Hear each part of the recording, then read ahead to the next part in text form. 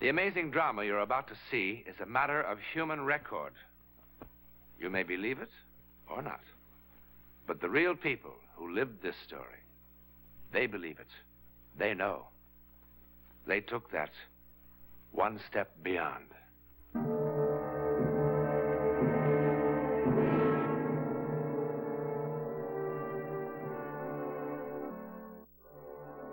Only a very few moments ago, this was the scene of a tense human drama, played for very high stakes indeed. A man's life. A jury has just determined that Paul Marlin did not murder his wife. Thus, a sensational murder trial comes to an end. But sometimes, the end is also the beginning. Perhaps if Paul Marlin could have known what lay ahead, he would have preferred being found guilty.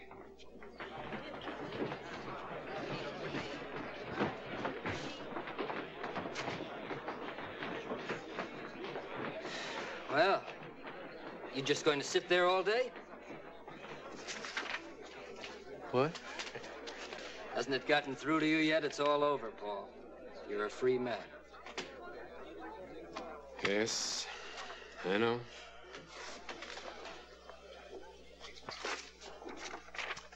Such enthusiasm. It's not that I expect thanks, Paul. Nobody who charges the kind of fees I do should expect gratitude, too. But I had an idea that you might at least feel relieved. Dan, I'm sorry. I'm just so bone-tired I can hardly feel anything. I didn't even remember to thank you. No, I am relieved, and I'm very grateful, too. You were just wonderful. I'm lucky I had you for my attorney. It's easy to be marvelous when your client is innocent.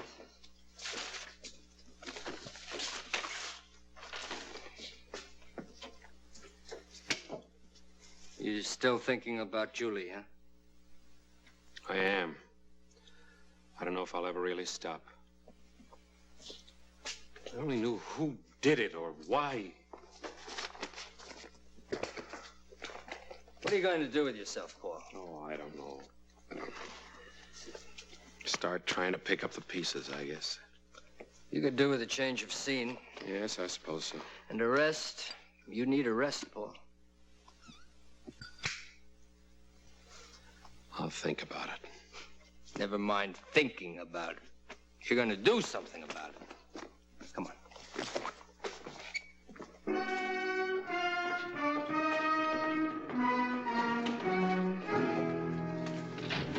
Hey, Marlin. My paper would like to know how you feel about being let off. Being let off? Okay. Being found not guilty. Pretty silly question, isn't it? How do you think he feels? Why don't you let your client answer, Counselor? Well, you've gone so far out of your way to twist and distort everything I've said since my wife's death, I see no point in even trying. How about you, Counselor? Do you want me to print no comment also? Or do you have anything to say about the very peculiar shortage of prosecution evidence and witnesses? Not even the district attorney can produce what doesn't exist, Ferris. Is that why the murdered woman's family wasn't even called to testify? Or did you and the DA decide they didn't belong at your private little trial? Now look, Ferris. You know perfectly well I tried to reach a brother in New Zealand. Sure you did. Tried real hard. Yes, we did. But communications to the backcountry of New Zealand are practically non-existent. Uh-huh. Besides, it wouldn't have possibly contributed anything relevant. And you know that, of course, without even asking him. Look, Ferris, what are you trying to build? The trial's over. Your paper got a lot of circulation out of it. Now, why don't you find someone else to pick on? It's just that I believe, along with a lot of people in this town, that Marlin killed his wife in cold blood. Now, wait a minute, For Ferris. money. I'm getting sick and And tired it of galls this. me to see him walking away scot-free. Now, look.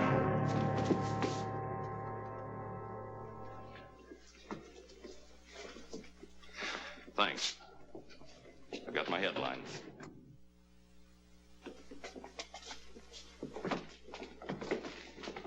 Paul, come on. I want to talk to you.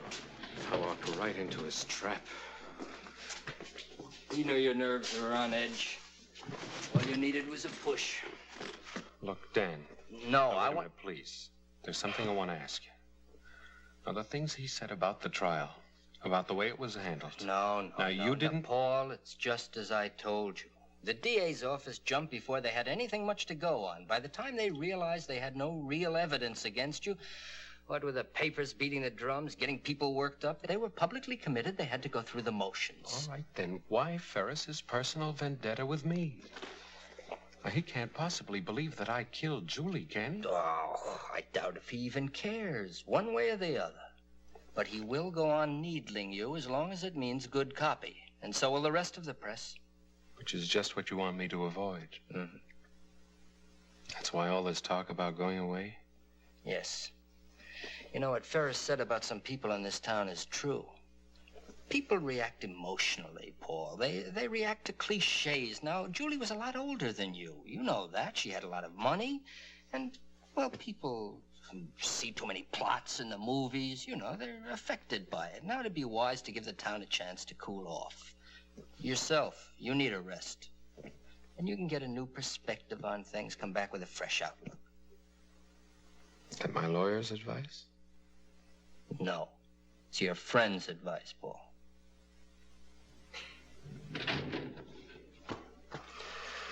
Okay, Dan. All right. I'll go away for a while. I just hate the idea of looking as though I were running away.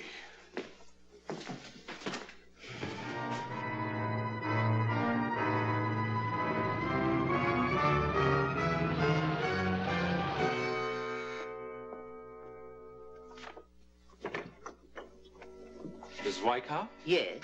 Hello. I'm Paul Marlin. I recognize you, Mr. Marlin. The hotel phoned. All I have left is a third-floor rear. I'm sure that'll be quite fine, thank you. Well, it'll have to be. This is our season. Yes, so I understand. I'm sure you'll be quite comfortable. Guess I'm lucky to get anything at all.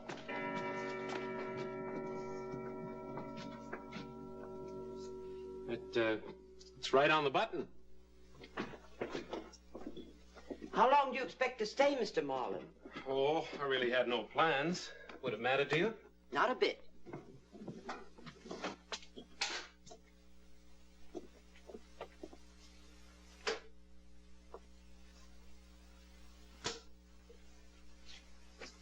Well?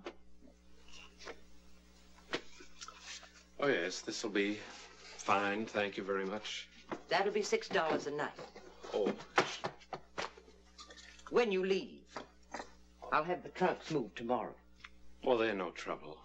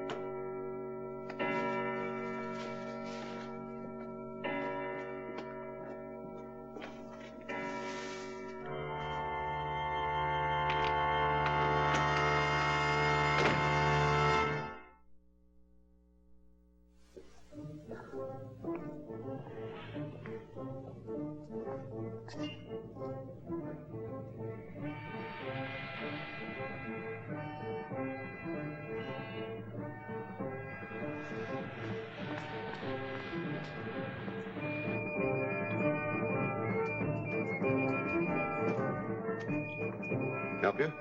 Urban. Any particular? No, anything.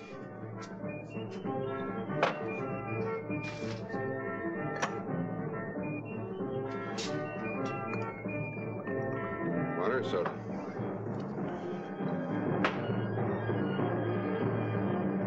Another, please, a double.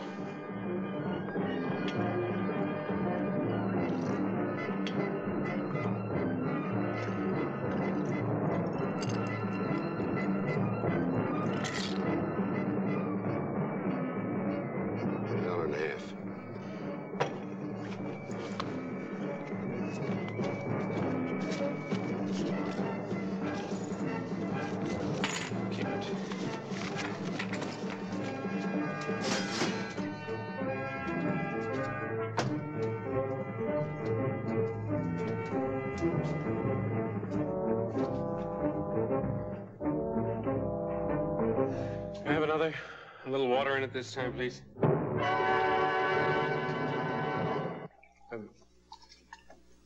Bartender, tell me something. What do you think? What's your name? Joe. Tell me something. What do you think of people who see things that aren't there and hear things? They've had too much to drink. No, I mean, before they had too much. Before they've had even one drop. Too much imagination, I guess. That's it. Too much imagination. Too much imagination is a dangerous thing, you know? Like the man said. Now, that's a good mirror. That is a mirror that I approve of. Friendly, you know? You look at it, looks back at you. No tricks, just what's there. You know, Joe, I've got a mirror in my room. Very tricky mirror. Everything, the whole place is tricky. You can't trust it. I mean, sounds and things that aren't even there. The clock striking the wrong time. Dogs howling like they're supposed to do when somebody dies. Thunder, wind, and lightning after. And you know there was no thunder or lightning tonight. A man came in with a German Luger pistol, and he shot me. Sure. And I didn't even know him. I never saw him before in my life. And I was wide awake. I mean, it's not like a dream. I was wide awake.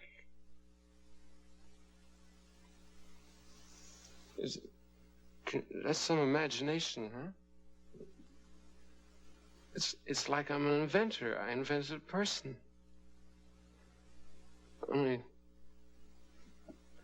this man he wasn't made up of all faces I'd known before, like in a dream. He was someone real. Tall, about my height. May I have some change, please? Scotch and water, please. No ice.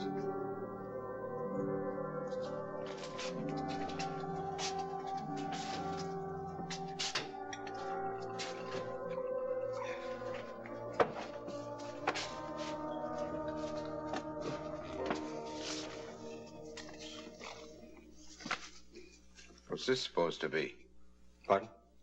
1 pound, Commonwealth of New Zealand. I'm sorry. I've only been in the country a few hours. It takes a while to remember about the currency.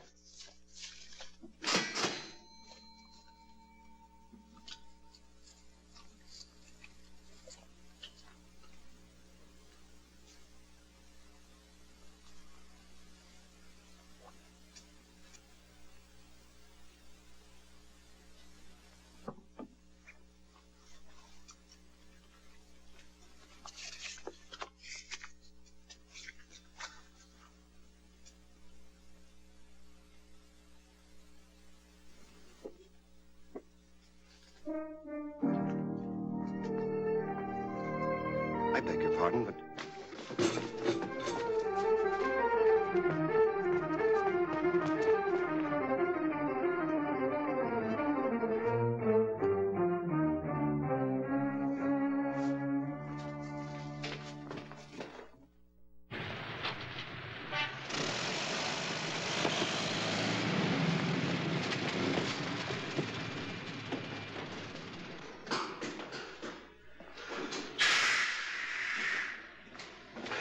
When is the next bus out of here? Where? Anywhere. Well, there's one at 2:05 to San Francisco. Or San Francisco. 4:50. Put your luggage on the ramp. The driver will pick it up when he gets here. Huh? Your luggage. Put it on the ramp. No, I don't have any luggage, thanks.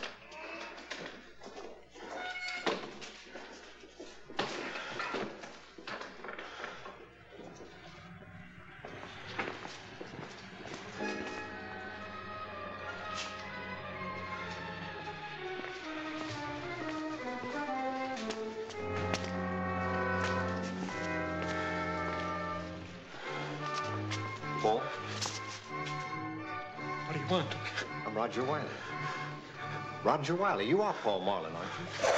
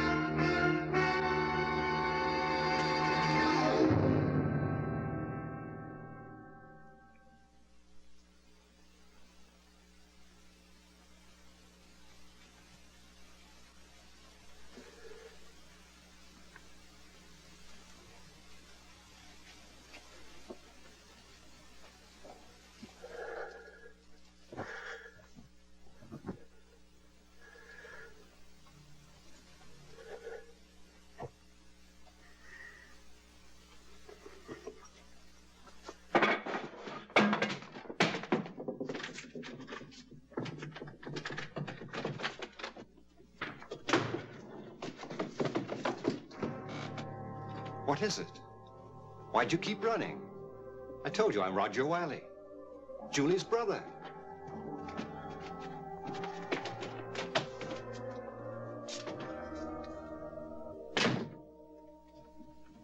Aren't you well? Shall I call a doctor?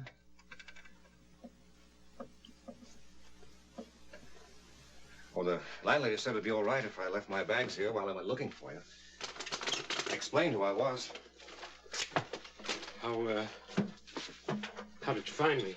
Your solicitor told me where you'd gone. I only landed in San Francisco this afternoon. Well, why did you come here? Well, Julie's estate, for one thing. Then there's the matter of... Your gun bother you? I always carry it with me. It's a good thing to have along when you're out on the range for weeks at a time. Are you sure that you're all right? No, I'm fine. I'm fine, really. Sorry, it's just nerves, that's all. Julie's death. A terrible trial. I'm sure the last month has been very unpleasant for you. It'll probably give anyone the shakes. I'll be all right in the morning. Why don't we meet then? Over breakfast, maybe. We can have a talk, huh? That's a good idea. But with the hotel full up, I hardly know where to look for a room at this hour. What I mean is... Well, I thought perhaps I could flop in that chair for tonight. Oh. Yes, of course. Why not? Thanks.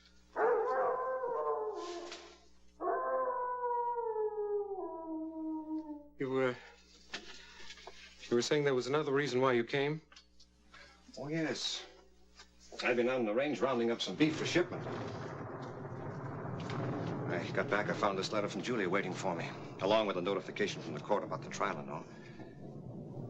Julia wrote this the day before she was killed.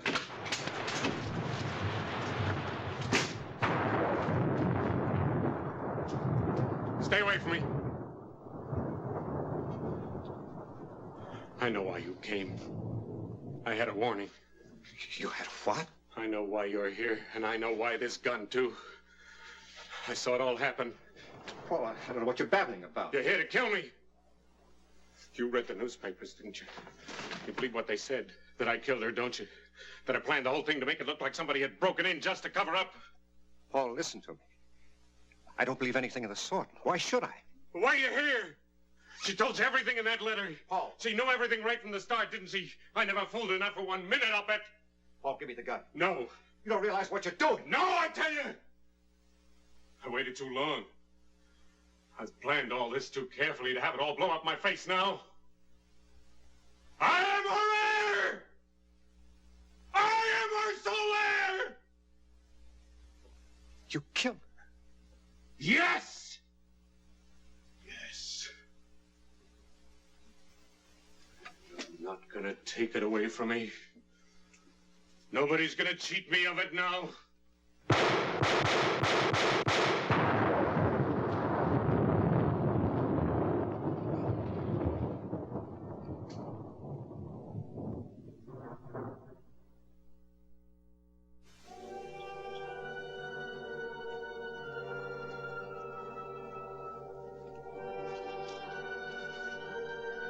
Dearest Roger, I only hope and pray you will believe that the last 6 months have been the happiest of my life. I know how foolish you thought I was to marry a man so much younger. I must confess I had my moments of doubt, too. But Paul loves me, really loves me, Roger. He proves it in 100 ways every day. I've never felt so alive, so wanted. Enough of this, dear brother. I want very much to give Paul something in return for all he's given me. I've decided to immediately transfer all my holdings, real estate, stocks, everything, to his name. And I want it to be a surprise. Naturally, there'll be some complications with those things you and I own together. And as it has been so long since we've seen each other, couldn't you find the time to come to San Francisco? It would be wonderful if you could. Besides, it's high time the two men in my life met and became friends. Julie. Paul Marlin went to the gas chamber insisting that he was the victim of an hallucination that drove him to murder. The only witness he had to support his plea was the bartender. But then bartenders hear so many strange things, don't they? Probably it was Paul's guilty conscience that somehow created the sights and sounds of his own destruction. His conscience was his executioner. In a moment, a program word about next week. If ever there was a place where the ability to see into the future would come in handy, that place would be a racetrack. But ace jockey Ronnie Watson's brush with the supernatural has become one of the great legends of American racing. See for yourself next week.